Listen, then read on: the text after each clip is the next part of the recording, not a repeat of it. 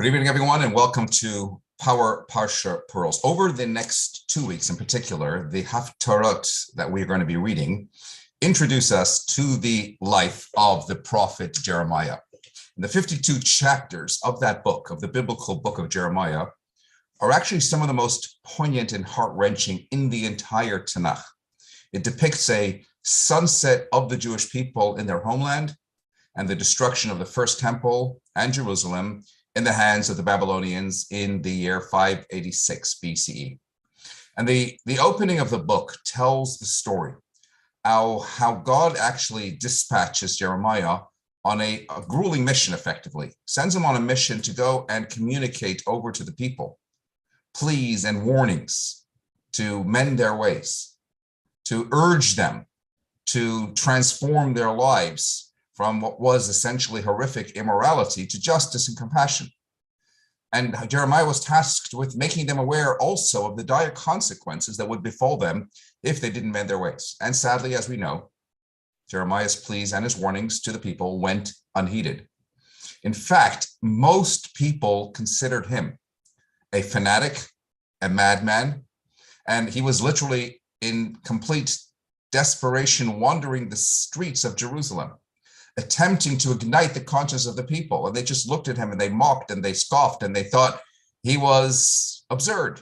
He was crazy. They didn't believe that he was coming on behalf of God. The very claim that he was doing so in and of itself made them believe that he was insane. And ultimately, as a result, he witnessed firsthand the destruction of Jerusalem and the first temple.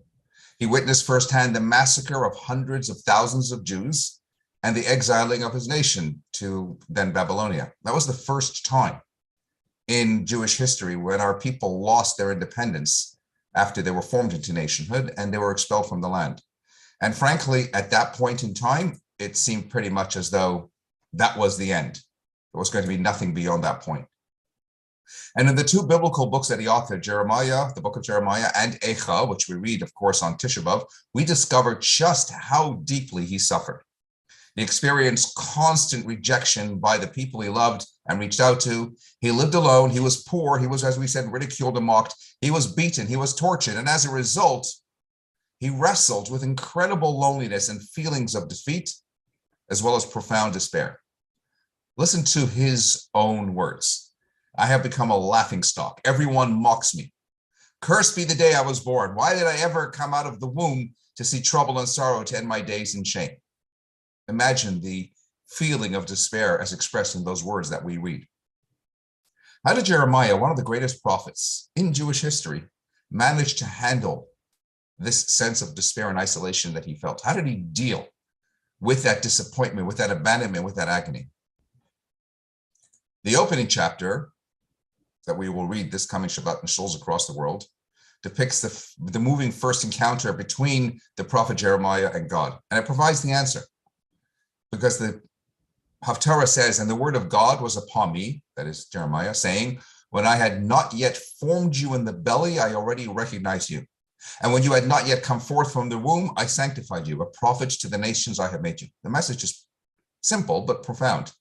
Yes, Jeremiah, you will face a lot of inner and outer turmoil, but know this. Your infinite divine power is always more potent than whatever the darkness inside of you and around you.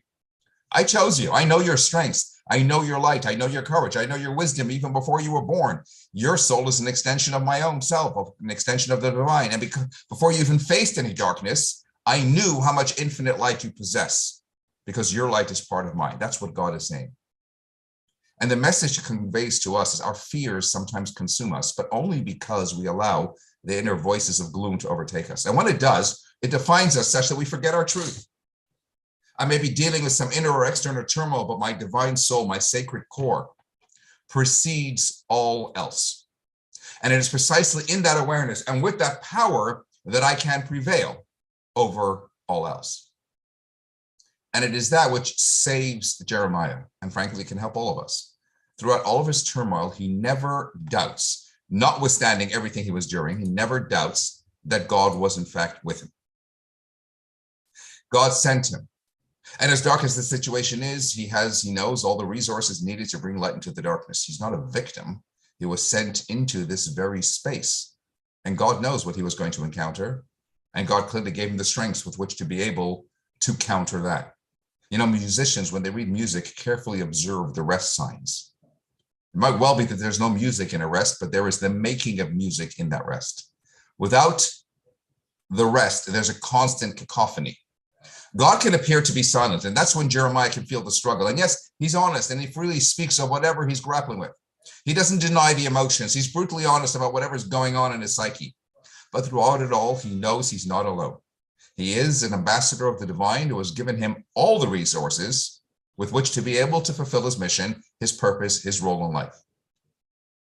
You know, in May 1940, when the Nazi war machine was sweeping across Europe and Great Britain was about to be attacked by Germany, Winston Churchill was then elected. His weapons, of course, were his pen, his voice, and his words. I have nothing to offer, he said, but blood, toil, tears, and sweat. That's what he told the House of Commons in his first speech as Prime Minister.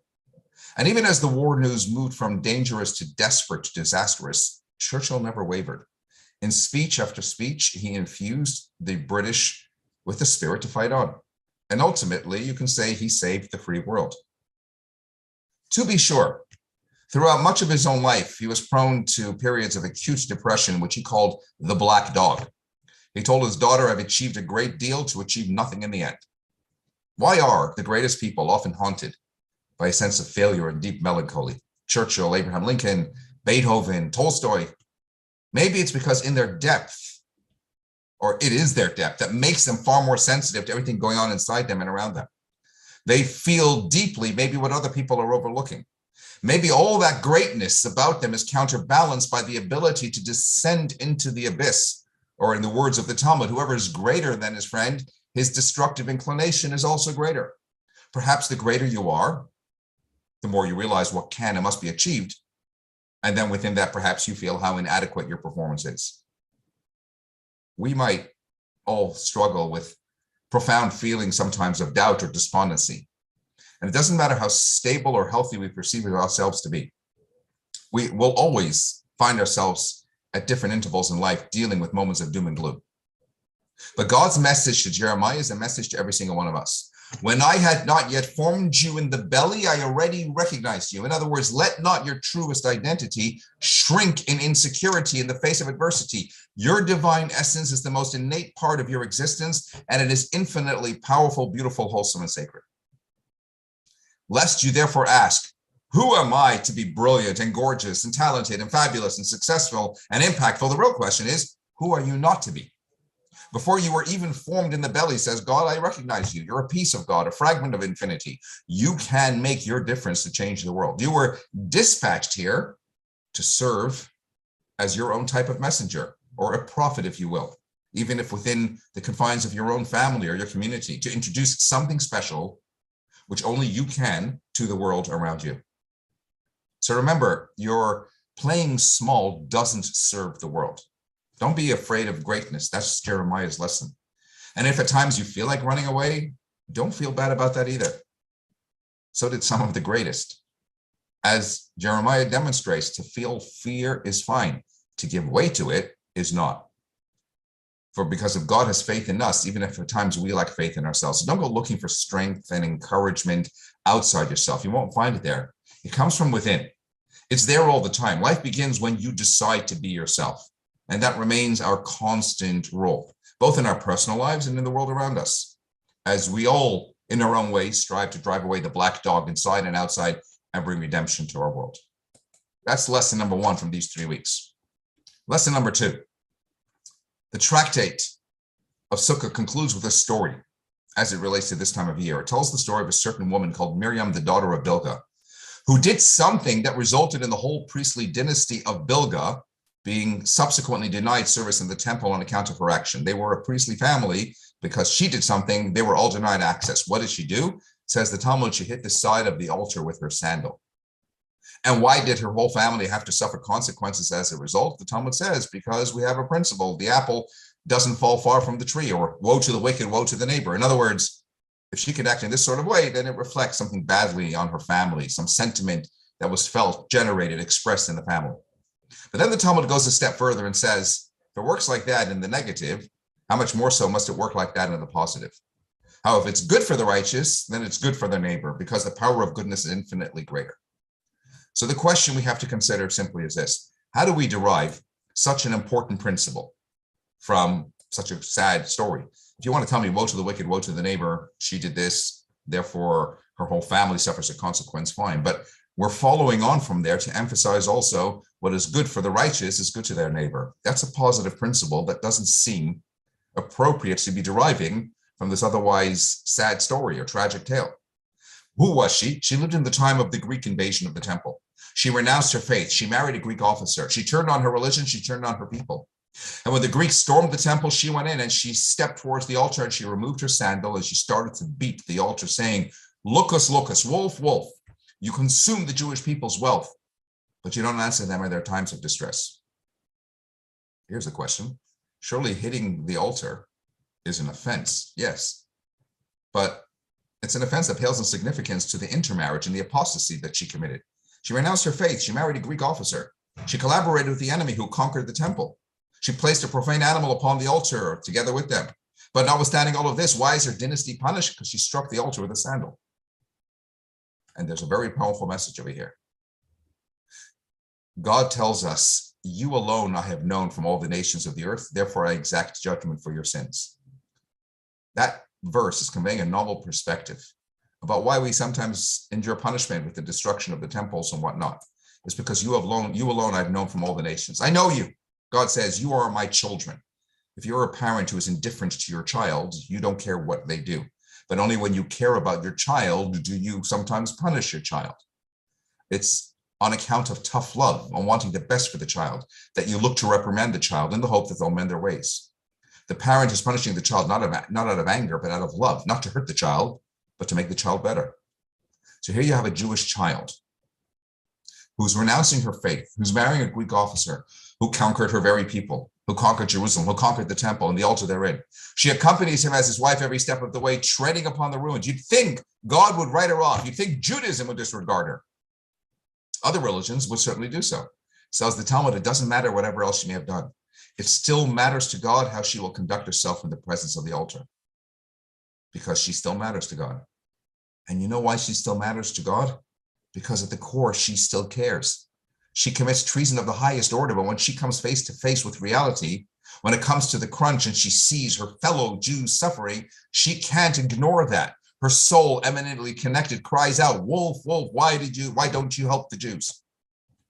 And therefore, it's not surprising that despite her tragic story, we can still learn from her the principle, if it's good for the righteous, it'll be good for the neighbor as well. It's precisely through her that we're taught this idea that no matter the outward appearance, even in the lowliest spiritual abyss, God remains eminently connected to us. God remains eminently attached to us, and our soul remains eminently and inextricably attached to him. Her actions reflect this, and God holds her to account precisely because she still matters and what she does still matters. So this story in the Talmud is actually a tribute to her. Her story illustrates that no matter how far we find Jews go adrift, roots remain firmly implanted. When you go out into the world and you encounter a Jew who looks and acts like anything but, and maybe they even openly acknowledge their apostasy, and you'll be taken aback and you'll think, I have to keep away from such a person. Says the Talmud, don't be holier than thou. Don't say, oh, I got to stay away. Woe to the wicked, woe to the neighbor. I have to keep my social distance. You think you're such a tzaddik? You really believe you're so much better? Then why worry about becoming their neighbor? Make them your neighbor, such that what is good for the tzaddik, for the righteous, is good for the neighbor. And the takeaway is simply especially pertinent during these 3 weeks. Let's not be holier than God. If he can care about someone like Miriam, the daughter of Bilgah, we can care about all the Miriams and all the Marthas and all the Moseses and all the Martins. Know the way, show the way, go the way, because God knows if we get that right, so much of the world will for it finally and at long last go right. That's how we merit the ultimate as we finish after these weeks of Haftarah, the ultimate Haftarah of Nachmu Ami, experiencing the true and everlasting comfort for all of Israel.